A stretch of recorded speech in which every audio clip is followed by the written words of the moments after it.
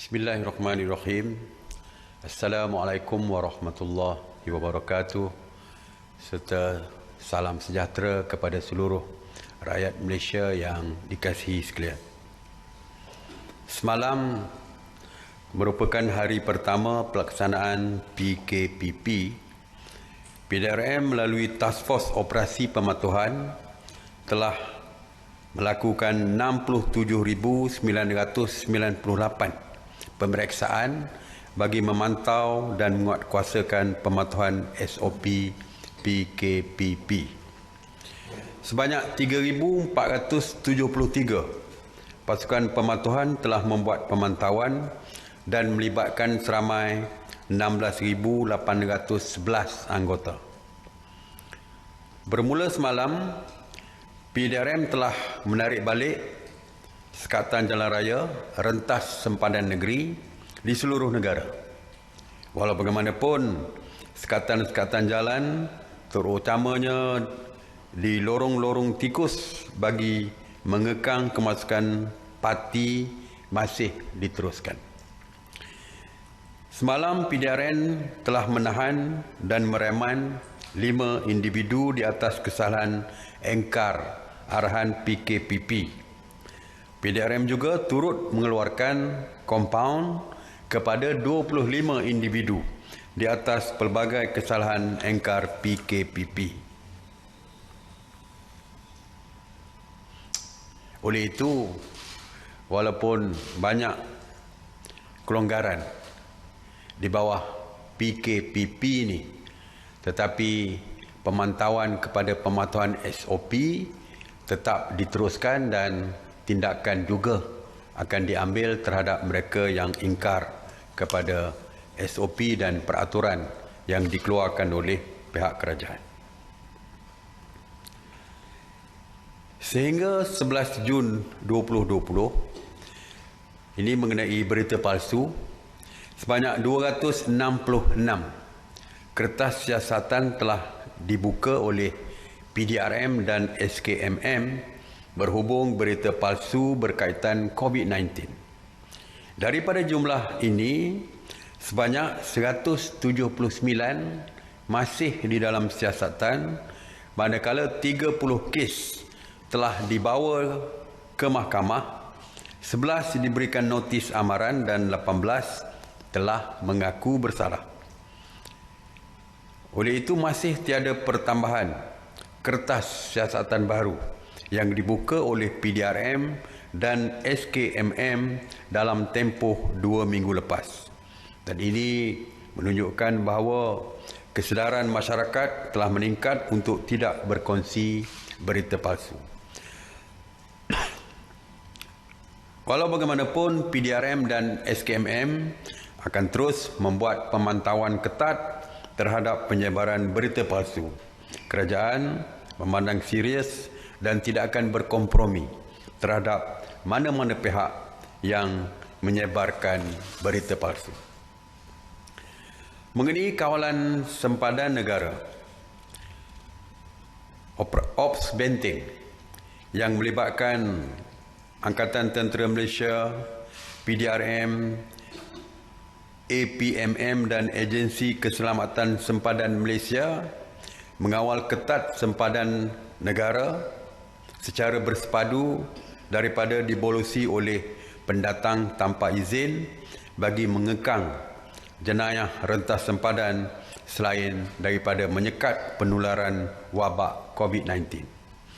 Dari 1 Mei hingga semalam, seramai 704 parti dan 125 tekong telah ditahan kerana cuba memasuki sempadan negara secara haram, terutamanya melalui lorong-lorong tikus. Turut ditahan adalah 12 individu yang disyaki penyeludup serta 14 buah kapal. Agensi penguatkuasa juga berjaya mengusir 164 parti, 6 tekong serta 27 kapal yang cuba membolosi kawasan sempadan negara. PDRM juga membuat 49 sekatan jalan raya Ops Benteng di seluruh negara bagi memeriksa 40,969 kenderaan bagi mengekang kemasukan parti, terutamanya di lorong-lorong tikus. Kerajaan akan mengambil tindakan tegas terhadap mana-mana pihak yang cuba memasuki sempadan negara secara haram dan juga mereka yang bersekongkol dengan tekong yang membawa masuk parti ini. Agensi penguatkuasa akan terus mengetatkan kawalan kawasan sempadan, terutamanya lorong-lorong tikus. Mengenai op sanitasi awam, di bawah kawal selia KPKT, sejak 30 Mac 2020 telah melakukan 8,000 operasi sanitasi yang merangkumi 133 zon. Semalam, sebanyak 98 operasi sanitasi yang meliputi 58 zon di 14 buah negeri, antaranya 20 operasi di Sarawak, 13 operasi di Sabah dan Melaka. Mengenai pengurusan pusat kuarantin, seperti yang diumumkan sebelum ini, pusat-pusat kuarantin wajib di hotel akan ditutup dan mereka yang pulang dari luar negara perlu menjalani proses kuarantin wajib 14 hari di kediaman mereka. Bagi mereka yang berada di pusat kuarantin, hampir kesemua telah disaring dan discharge untuk menghabiskan tempoh kuarantin wajib di kediaman masing-masing. Seramai 255 individu masih berada di pusat kuarantin menunggu keputusan saringan. Jadi mana-mana mereka yang belum mendapat keputusan saringan masih lagi berada di pusat-pusat kuarantin. Mereka yang pulang, yang dibenarkan pulang, mereka perlu berada di rumah masing-masing dan mereka perlu memuat turun MySejahtera untuk proses pemantauan dari segi pemantauan SOP. Dan mereka juga perlu memakai wristband ataupun gelang tangan kuarantin walaupun berada di rumah, dan mereka tidak boleh memotongnya sehinggalah tarikh akhir 14 hari tersebut. Jadi mereka salah kalau mereka potong wristband tersebut. Dan mereka perlu ingat bahawa hari ke-13 mereka berada di rumah, mereka akan melalui saringan sekali lagi. Dan selepas didapati mereka negatif, maka barulah mereka dibebaskan untuk keluar, wristband dipotong dan tidak ada lagi pemantauan terhadap mereka. Jadi tidak boleh mereka memotong sewenang-wenangnya wristband tersebut, dan kesalahan mengingkari kuarantin wajib adalah RM1,000 compound ataupun dihadapkan ke mahkamah. Saya melaporkan pemeriksaan tapak bangunan hampir setiap hari kerana seperti kita tahu bahawa salah satu kluster COVID positif sebelum ini adalah daripada tapak binaan, terutamanya yang melibatkan pekerja-pekerja warga asing, dan mereka masih disaring sehingga hari ini. Oleh itu, dari segi laporannya, semalam Lembaga Pembangunan Industri Pembinaan Malaysia ataupun CIDB telah membuat pemeriksaan di 162 tapak binaan di seluruh negara yang melibatkan 172 penguatkuasa.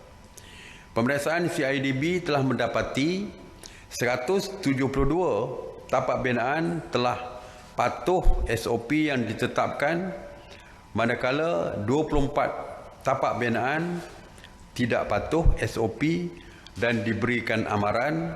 66 tapak binaan pula masih belum beroperasi. Penguatkuasa CIDB juga telah mengeluarkan 2 arahan tutup kepada tapak binaan kerana gagal mematuhi SOP. Jumlah kumulatif tapak binaan yang telah diperiksa oleh CIDB sehingga hari ini adalah 7,424 tapak binaan di seluruh negara. Dari jumlah tersebut, 1,625 tapak binaan telah patuh SOP yang ditetapkan, manakala 352 tapak binaan tidak patuh SOP dan diberikan amaran.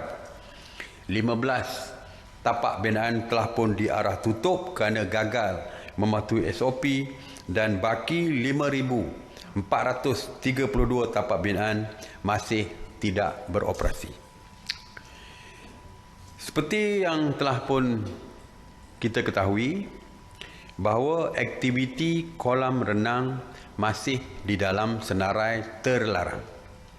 Walau bagaimanapun, Kementerian Belia dan Sukan akan mengadakan sesi libat urus Jumaat ini bersama dengan penggiat industri sukan renang termasuk Kementerian Pelancongan Seni dan Budaya, KPKT dan agensi-agensi kerajaan yang berkaitan untuk mendapatkan pandangan untuk memperincikan SOP yang lebih komprehensif sebelum berjumpa dengan dan membentangkan kepada KKM dan MKN.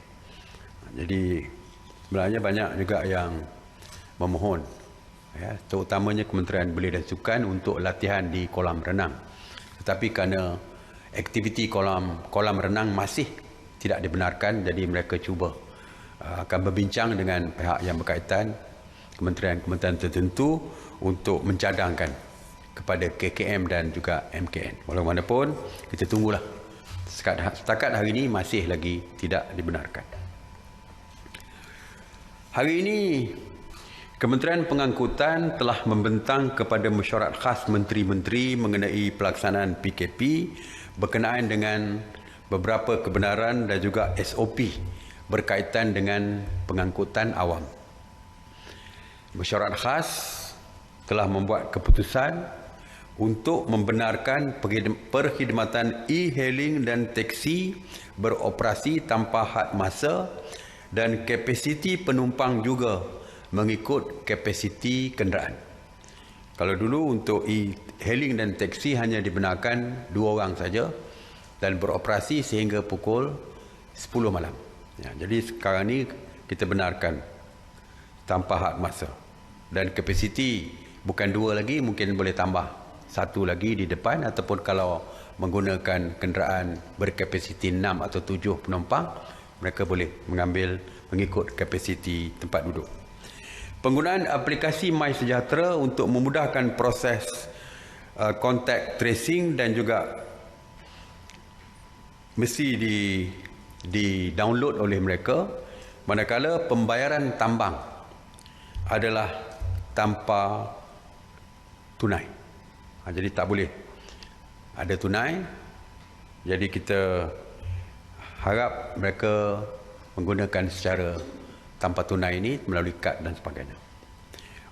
Pemakaian topeng muka adalah diwajibkan kepada semua penumpang dan juga pemandu.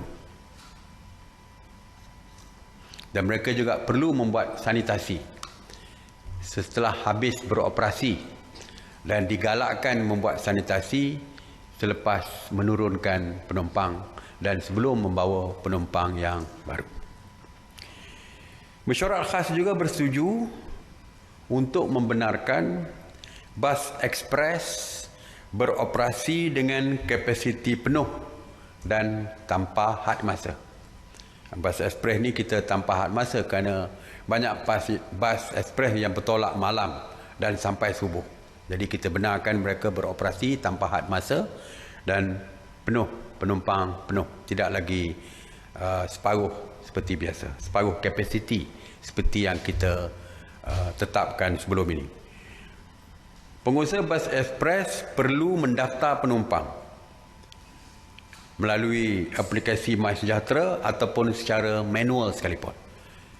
Kalau mereka tidak download apps MySejahtera, mereka mesti mengambil nama dan juga nombor telefon setiap penumpang bas itu untuk contact tracing jika ada perkara-perkara yang berkaitan dengan COVID-19 di kalangan penumpang. Penumpang termasuk pemandu bas ekspres perlu memakai topeng muka pada setiap masa. Pengusaha bas perlu memeriksa suhu badan penumpang sebelum menaiki bas dan menyediakan topeng muka kepada penumpang yang tidak mempunyai topeng muka. Mereka boleh menjual topeng muka tersebut. Dan mereka perlu mensanitasi bas setiap selesai operasi mereka.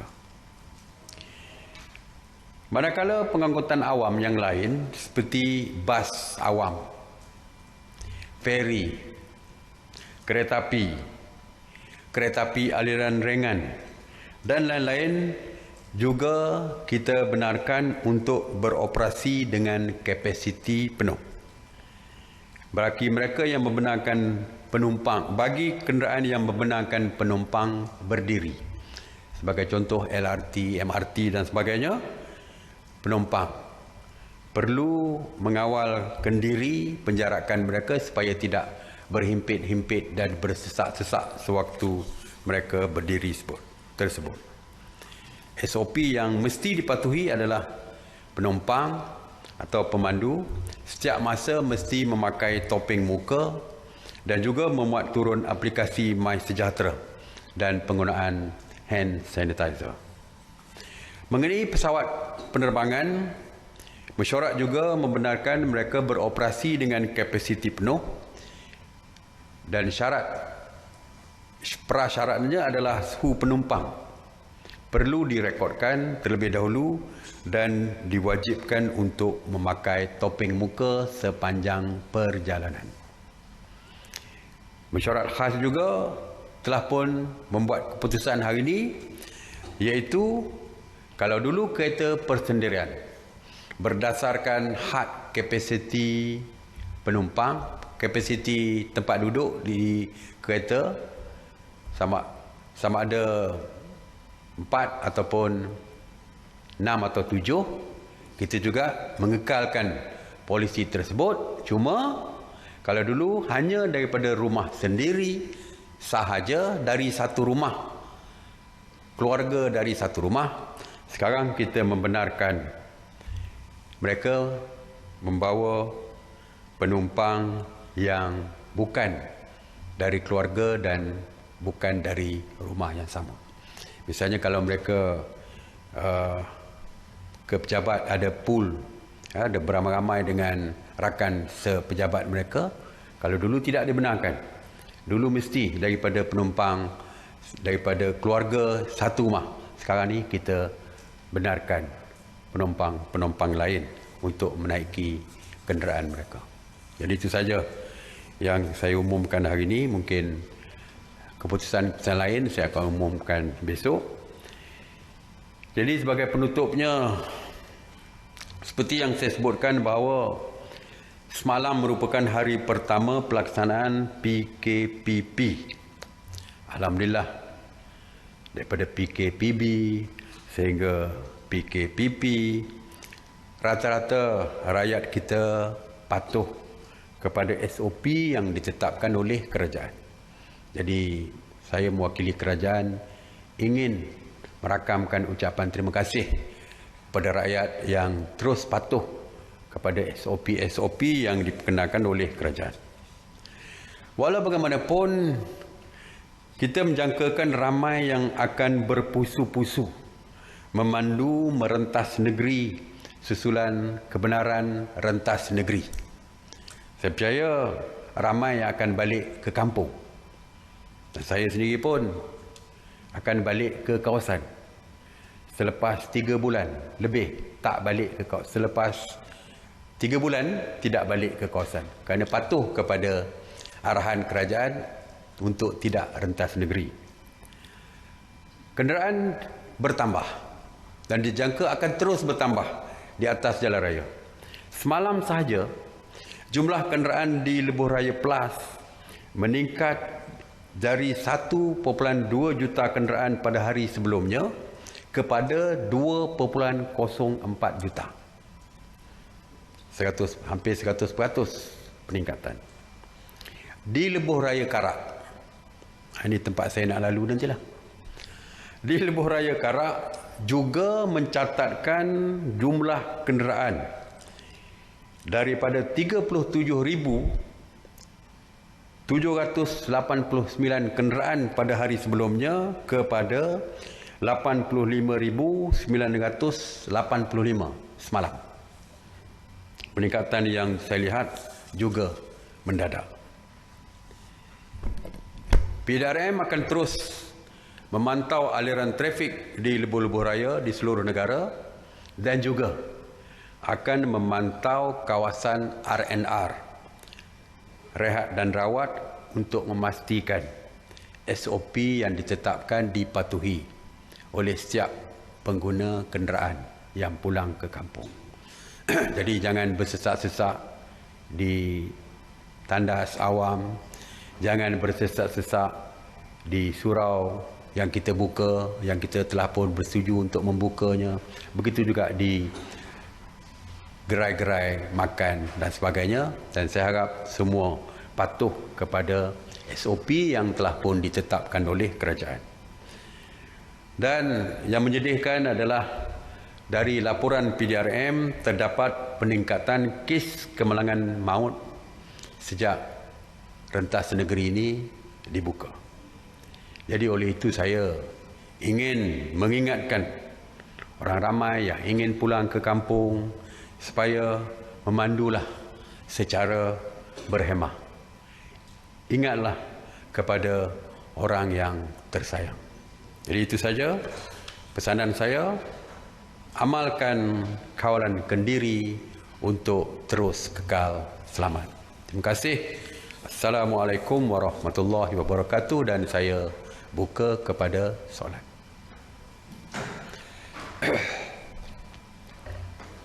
Tok Sri, Assalamualaikum. Salam. Tok Sri, majlis perkahwinan dan majlis seumpamanya masih lagi tak dibenarkan diadakan sebab kedapatan sebab PKP, dan tindakan tersebut menyebabkan banyak kes di mana penyewa dewan, caterer, make-up dan perkhidmatan selain itu tak mahu pulangkan deposit kepada pelanggan, dan jadi dia juga menyebabkan puluhan ribu ringgit. So apakah tindakan kerajaan dan apa yang pelanggan patut buat?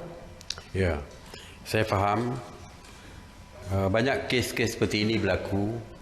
Deposit tidak mahu dipulangkan, dan yang mereka bukan membatalkan kerana kehendak sendiri, tetapi mereka membatalkan akibat daripada perintah SOP yang dikeluarkan oleh kerajaan.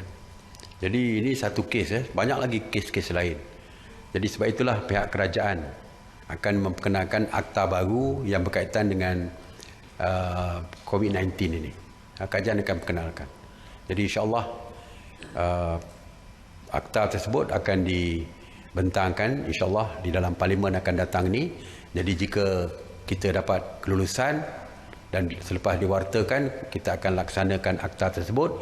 Isu-isu yang berkaitan ni seperti yang disebut tadi akan dapat kita selesaikan. Okey? Assalamualaikum Datuk Seri. Ini berkaitan tadika swasta. Ada beberapa merungut dan pengusaha tadika swasta bertanya bila tadika swasta boleh beroperasi. Ada sebarang keputusan setakat ni, dan SOP macam mana kalau dibenarkan nanti? Saya percaya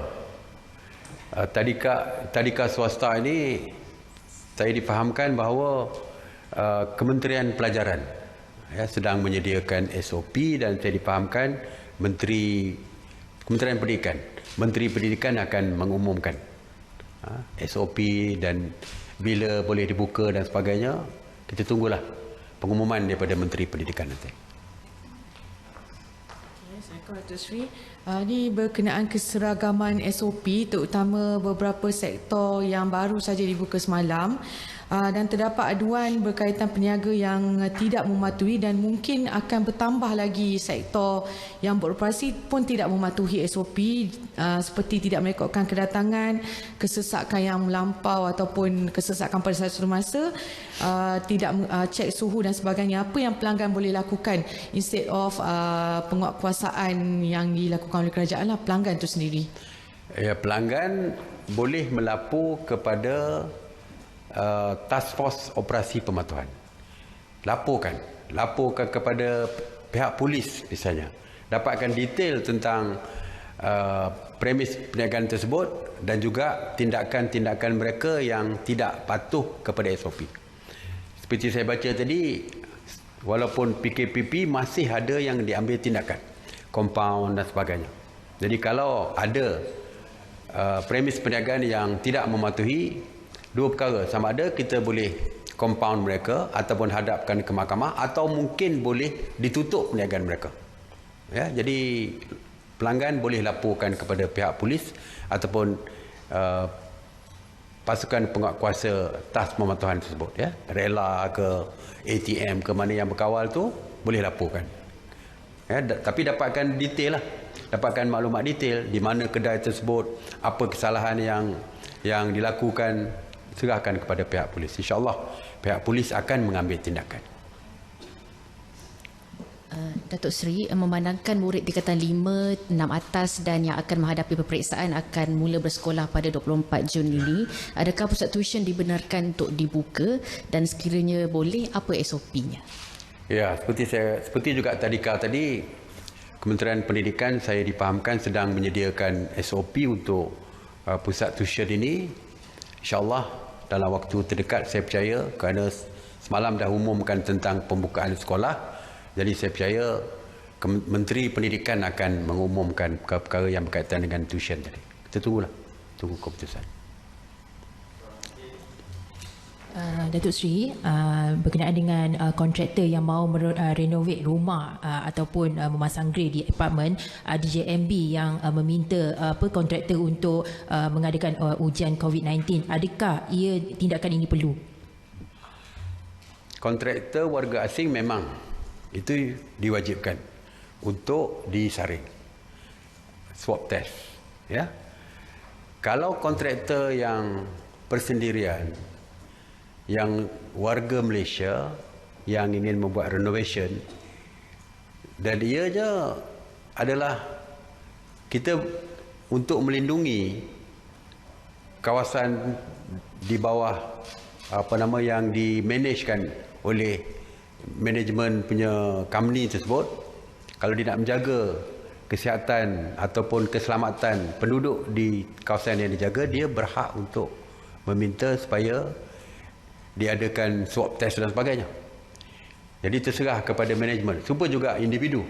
Mungkin saya minta supaya kontraktor renovation pengubahsuaian rumah saya, dan saya minta supaya mereka membuat swab test. Itu adalah antara saya dengan kontraktor tersebut.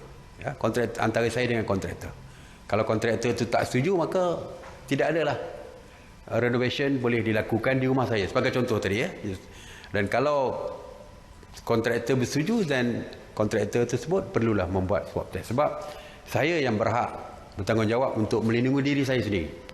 Jadi kalau saya fikirkan mesti membuat swab test, maka itu adalah kontrak ataupun hubungan di antara tuan rumah ataupun dengan kontraktor. Begitu juga dengan syarikat manajemen company yang menguruskan sesuatu kawasan perumahan, kondo dan sebagainya, untuk